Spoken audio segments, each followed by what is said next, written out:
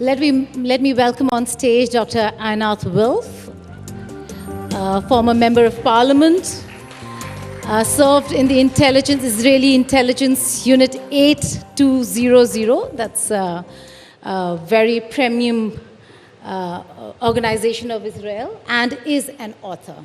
There's a lot to talk about. We will continue in many ways than one. But what we are going to focus on is also the announcement that was made, Gaza or Riviera. Is it a solution or sacrilege? Dr. Wilf, let's just begin with the fact that Trump has come out and made this announcement for Gaza. President Trump is completely out supporting Israel and Prime Minister Netanyahu. In your view, given that Dr. Wilf is one of the liberal voices in Israel, what do you make of this plan of a Riviera in Gaza? Gaza is rich in resources. It's not just about the place, it's also about the resources that's, underneath. What do you make of this plan by Trump? So first of all, thank you. It's a real pleasure to be here. What the American president did with his plan, and even before there's any discussion of implementation, he's already achieved several important things. First, he reminded people that Gaza, like you said, has no objective geographical problem. It's not some landlocked, windswept, drought-ridden place of misery. It sits on beautiful shores of the Mediterranean, great sand from the Egyptian delta, excellent soil, natural resources, the intersection of ancient trade routes. It has everything necessary to become a pearl of the Mediterranean, the Dubai of the Mediterranean. So what he's reminded people is that the problem is not objective. The problem is political. The problem is that the people of Gaza have made an ideological choice, and it's a choice to take their control of the territory of Gaza, and rather than put their considerable skills to making it into the Dubai of the Mediterranean, they have chosen to turn it into an integrated, weaponized landscape where every home, every school, every mosque is connected by tunnels. The amount of cement that went into the underground could have built the skyscrapers of Dubai. They have made the choice to turn Gaza into an integrated, weaponized landscape for this singular purpose, which has led them for the last century, not to build for themselves, but to destroy what the Jewish people have built in their ancient homeland. So what the American president did, he said, look, if someone can figure out how to get rid of these politics of destruction, Gaza can be a remarkable place. So that's one thing that he's already achieved. The other thing that he introduced with the plan is the very quaint idea of consequences. And I heard that a bit in your questions before. For about a century, we're stuck in a loop that goes like this. Whenever the Arabs attack Israel, trying initially to prevent the establishment of a sovereign, independent Jewish state, and once it was established, trying to undo it, every time they attack and fail, they refuse to acknowledge defeat, and they demand a redo. No payment in land, no payment in displacement, no payment of reparation. From their perspective, this is what the Arab response to the Trump plan is. We demand to have no consequences. We carried out this invasion, this brutal attack, this massacre, and we expect to go back to the exact same point from which we carried out the attack, paying no consequences. So what the American president did is introduce the very quaint idea that if you attack and invade a country and carry out this massacre, there will be consequences. You make a very good point. You talk about country, and that's why the conversation is about Israel is recognized, it is a state. Palestine isn't. Should they have a right to statehood? Should they be allowed their space? Because if there is a two-state solution, that could bring about maybe some semblance of peace and sanity? So I grew up in the Israeli left with the sincere belief that the only thing separating us from peace, from quiet, is two states, the establishment of a Palestinian state. I supported every Israeli prime minister that pursued it, only to realize that when faced with the opportunity to establish a sovereign state of Palestine in the West Bank and Gaza, ending Israel's military presence, no settlements, capital in East Jerusalem, including holy sites, again and again and again, the Palestinians walk away from that and follow it up with violence, and there are no dissenting voices.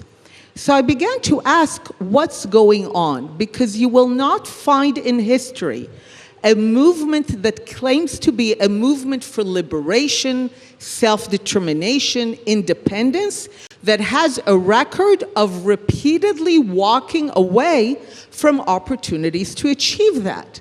So I began to ask what's going on, and I discovered that, to the credit of Palestinians, and you heard it here too, they've always told us what they wanted. We just didn't listen. Or when we listened, it sounded so preposterous that we didn't take it seriously. But they always told us, from the river to the sea, Palestine will be free. And in case you're wondering, free of what?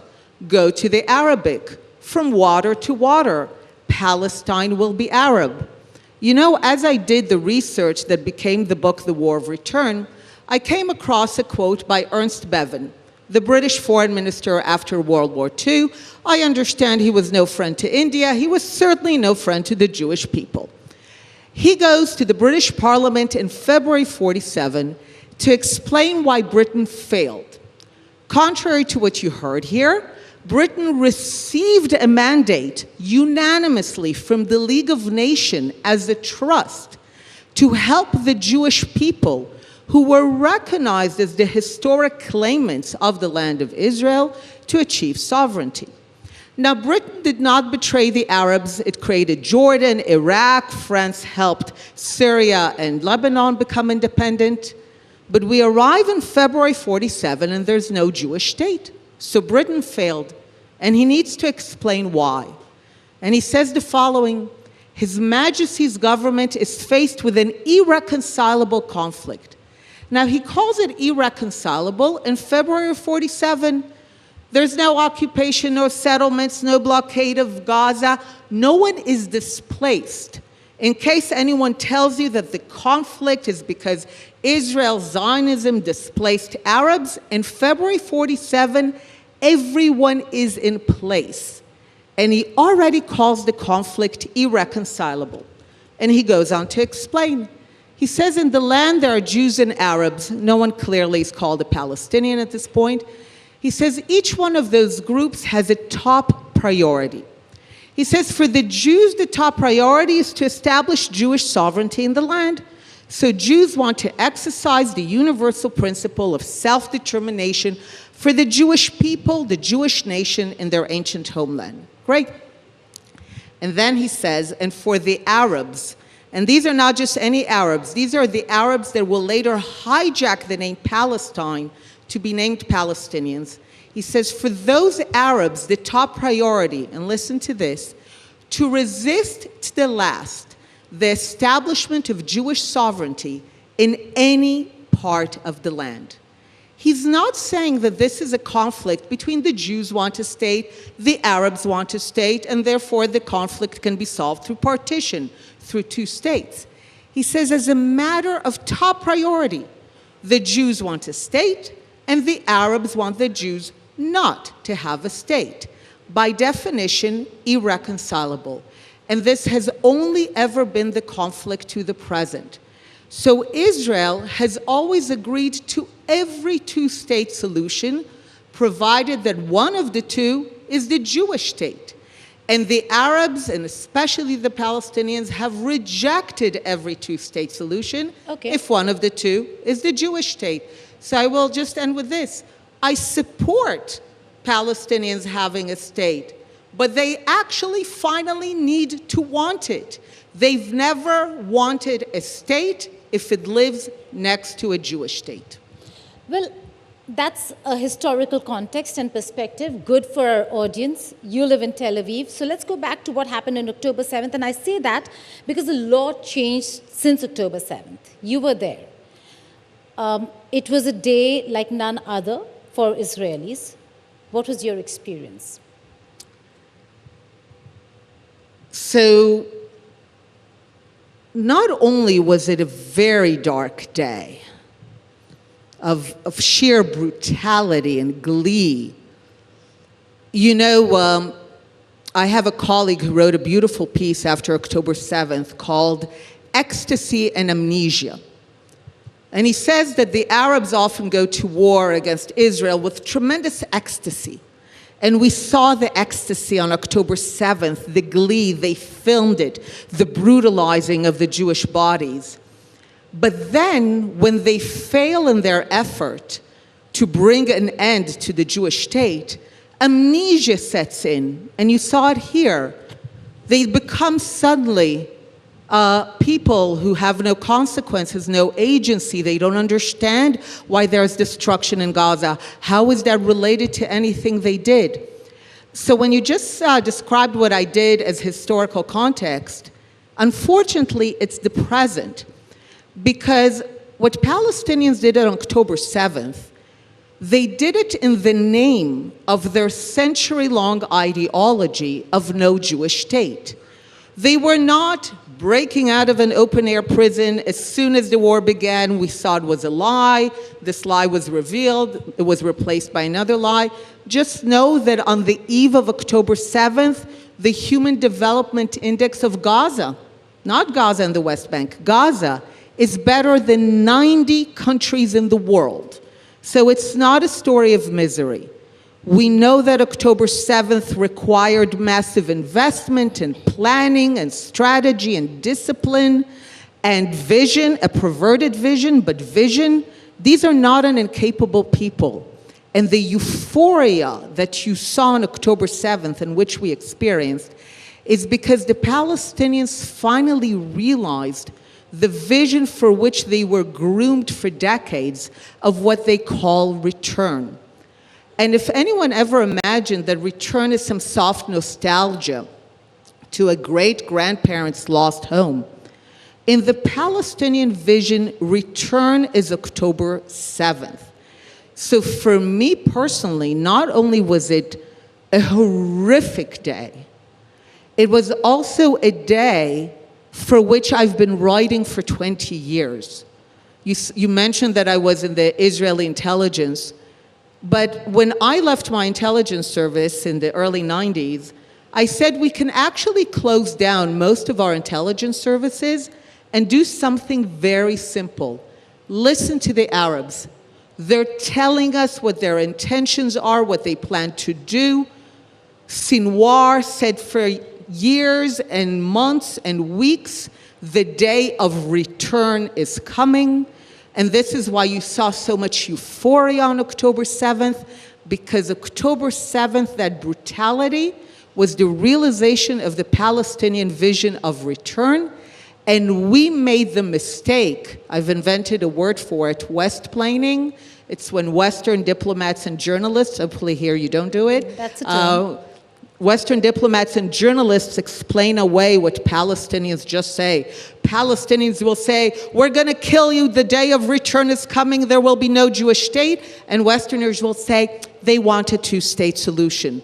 So if we listen to them and we take them seriously and we stop explaining away, we understand that October 7th was carried out in the name of a horrific, destructive ideology. Dr. Wilf, yes. Not all Palestinians think the same way.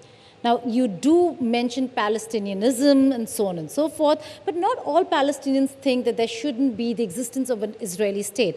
I'm just asking you this because you spoke about development. Can development ever replace freedom? Because Gazans were not allowed to move freely. They had development, but there were gates, and the gatekeepers were Israelis. West Bank, people are not allowed to move freely. There are checkpoints between area A, area B, area C, as has been defined. The areas have different categories. So they are not a free people. So, first of all, in Gaza, I like to call the border that Gaza has... Can I just add? Oh, sure. Even when they were bombed, or they were being bombed, they weren't allowed to leave Gaza. They could go, they were told, move from north to south, and then we are bombing south, so move from south to north. But they couldn't leave Gaza. So first of all, you're right that this is one of the most bizarre elements of this conflict and only exists in the Israeli context. I love to call the border that Gaza has with Egypt. I was in government when Ariel Sharon decided to get out of all of Gaza, including the border with Egypt. And I've come to call this the disappearing border with Egypt. Everyone seems to ignore it. Gazans were going out to Egypt, through Egypt, and the notion, after they carried out October 7th, that civilians are not allowed to escape war is an exception that has been made only in the case of Israel, in order to basically say Israel will have to fight under conditions that no other country has ever been demanded to fight. But in the West Bank, for example, you mentioned the checkpoints. One of the most bizarrely weird ways in which the conflict is told is reversal of cause and effect. Why are there checkpoints in the West Bank? Because after the Palestinians could have had in 2000 a sovereign state in the West Bank and Gaza, fully free, no Israeli military presence, no settlements, capital in East Jerusalem, including holy sites, what do? It was a check proposals. They could have said yes, but no. They walked away and followed it up with a 3-year campaign of bloody massacres of people coming from the West Bank and Gaza to blow up our buses, our cafes. Before October 7th, it was the darkest time to live in Israel. There was a literal, palpable sense that you were playing Russian roulette with your life by boarding a bus.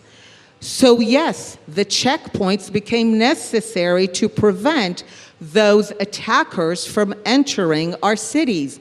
Again, cause and effect. But if you listen to Palestinian speakers, they'll be, oh, there are checkpoints. But why?